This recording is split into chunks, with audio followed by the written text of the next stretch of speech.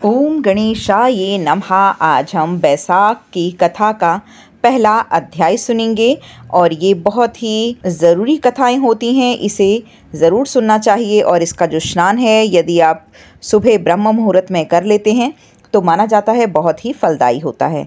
तो आइए शुरू करते हैं। उससे पहले यदि आपने मेरे चैनल को लाइक शेयर सब्सक्राइब नहीं किया है तो प्लीज़ कर दीजिए और अपनी फैमिली और रिलेटिव्स में भी वीडियो को शेयर कीजिए ज़्यादा से ज़्यादा, ताकि सभी को इस कथा का लाभ मिल सके। अमरीश जी बोले, मुनि श्रेष्ठ, आपने बड़ी अच्छी बात बतलाई है, इसके लिए आपको मैं धन्यवाद करता हूँ। आप संपूर्ण लोगों पर अनुग्रह करने वाले हैं। आपने भगवान विष्णु के सगुण और निर्गुण ध्यान का वर्णन किया है। अब आप भक्ति का भी लक्षण बतलाइए।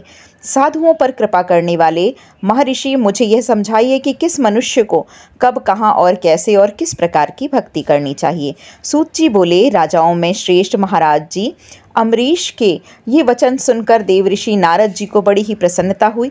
वे उनसे बोले कि राजन सुनो, भगवान की भक्ति समस्त पापों का नाश करने वाली है और तुमसे उस भक्ति का भली भांति मैं वर्णन करता हूँ। भक्ति अनेकों प्रकार की बताई गई है। मानसिक भक्ति, वाचकी, कायकी, लौकिकी, वैदिकी और आध्यात्म की। ध्यान, धारणा, बुद्धि और वेदार्थ के चिंतन द्वारा जो भगवान विष्णु को प्रसन्न करने वाली भक्ति होती है उसे मानसिक भक्ति कहते हैं। दिन रात अविश्रांत भाव से वेद मंत्रों के उच्चारण और जप करने से वाचकी भक्ति होती है। व्रत, उपवास और नियमों के पालन तथा पांचों इंद्रियों के संयम द्वारा की जाने वाली आराधना शरीर से साध्य होने के कारण कायकी भक्ति कहलाती है। यह सब प्रकार की सिद्धियों का संपादन करने वाली होती है। पाद्य, अर्घ आदि उपचार, नृत्य, वाद, गीत, जागरण और पूजन आदि के द्वारा जो भगवान की सेवा की जाती है उसे लौकिकी भक्ति कहा जाता है। ऋग्वेद, यजुर्वेद और सामवेद के जप, संहिताओं के अध्ययन आदि तथा भविष्य की आहुति, यज्ञ, यज्ञादि द्वारा की जाने वाली उपासना का नाम वैदिकी भक्ति होता है। और पुरुषों ने अमावस्या, पूर्णिमा और तुला और मेष की संक्रांति आदि के दिन का जो योग करने का आदेश दिया है उसे वैदिकी भक्ति का साधक है। अब मैं योग्य जन आध्यात्म की भक्ति का भी वर्णन करता हूँ, तो ध्यान से सुनो। योगज भक्ति का साधक सदा अपनी इंद्रियों को संयम में रखकर प्राणायाम पूर्वक ध्यान किया करता है। विषयों से अलग रहता है, वह ध्यान में ही देखता है। भगवान का मुख अनंत तेज से उद्दीप्त हो रहा है।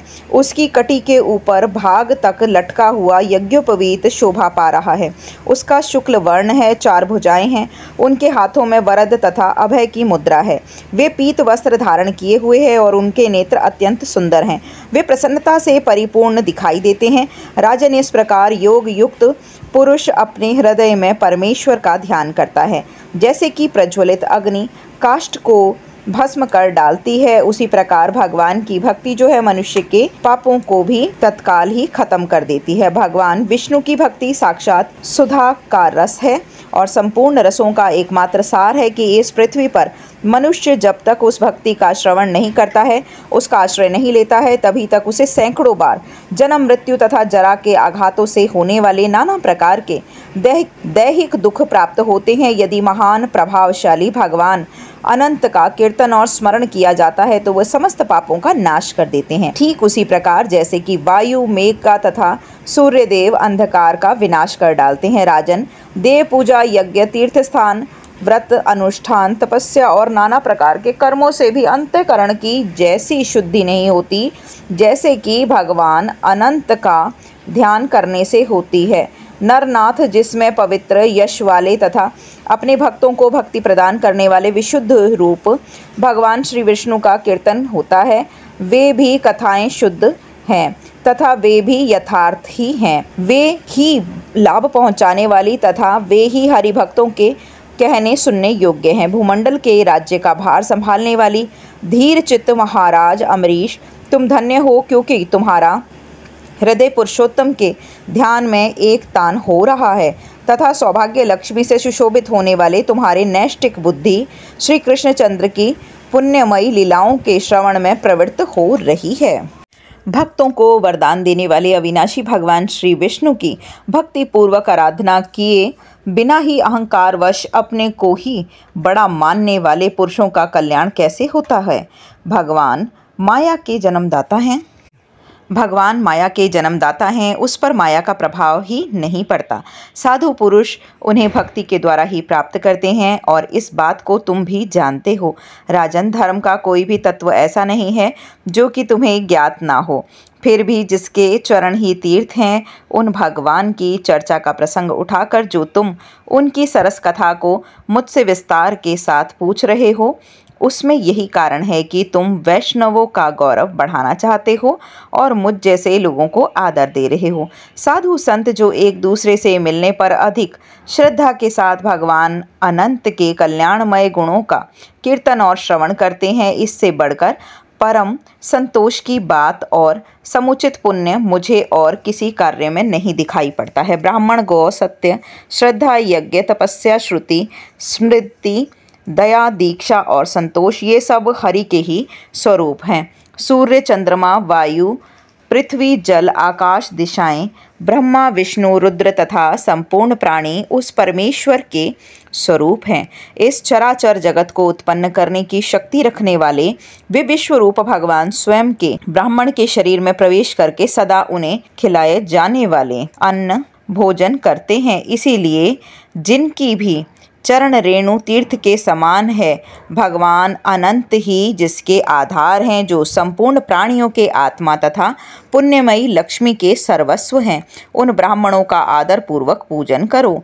जो विद्वान ब्राह्मणों को विष्णु बुद्धि से देखता है, वही सच्चा वैष्णव है और वही अपने धर्म में भली भांति स्थित माना गया है।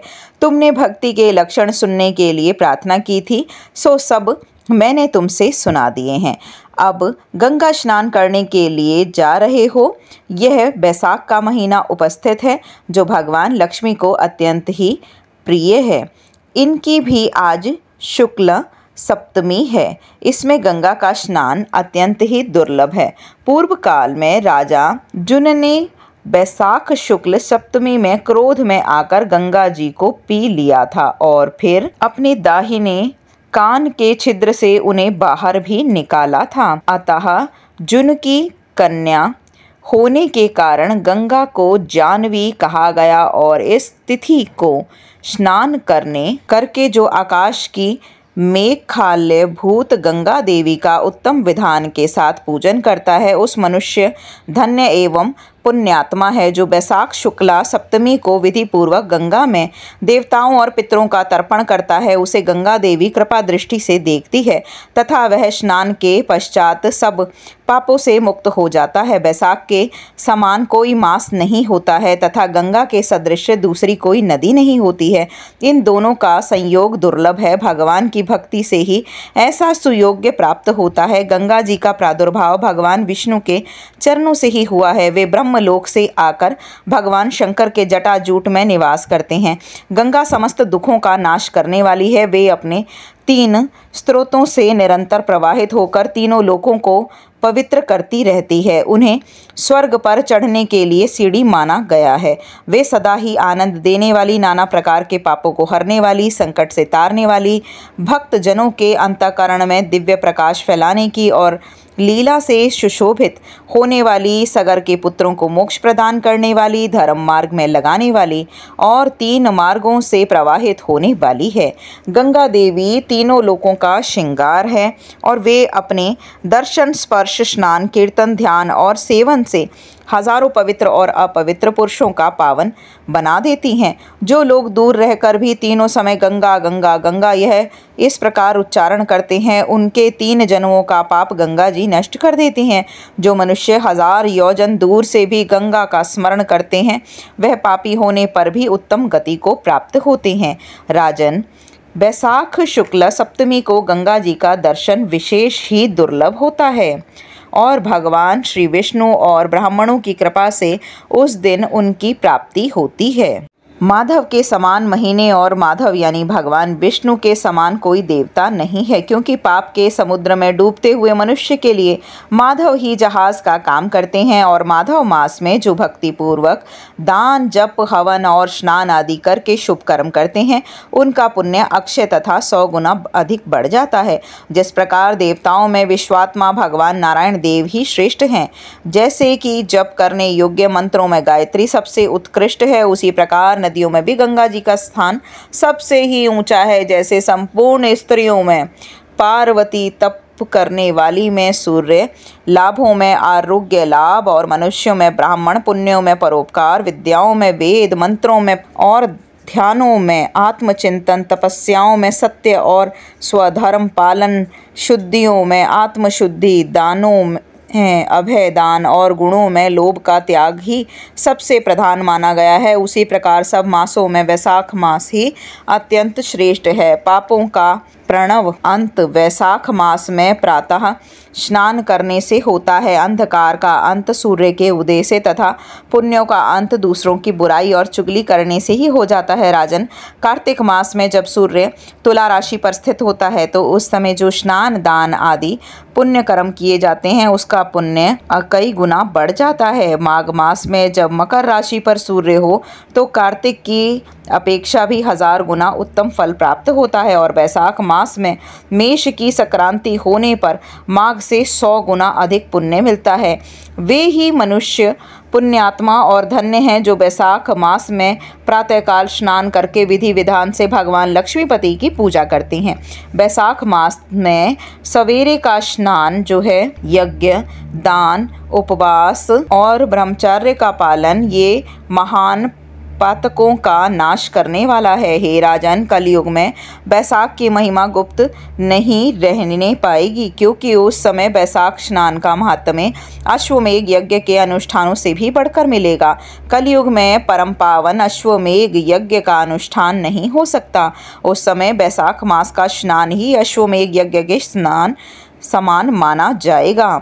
कलयुग के अधिकांश मनुष्य पापी होंगे और उनकी बुद्धि पाप में ही आसक्त होगी, अतः वे अश्वमेघ के पापों को जो स्वर्ग और मोक्ष रूप फल प्रदान करने वाले हों नहीं जान सकेंगे। उस समय के लोग अपने पापों के कारण नरक में पड़ेंगे। अतएव कलयुग के लिए अश्वमेघ का प्रचार कम कर दिया गया है और उसके स्थान पर बैसाख मास के स्नान का विधान किया गया है।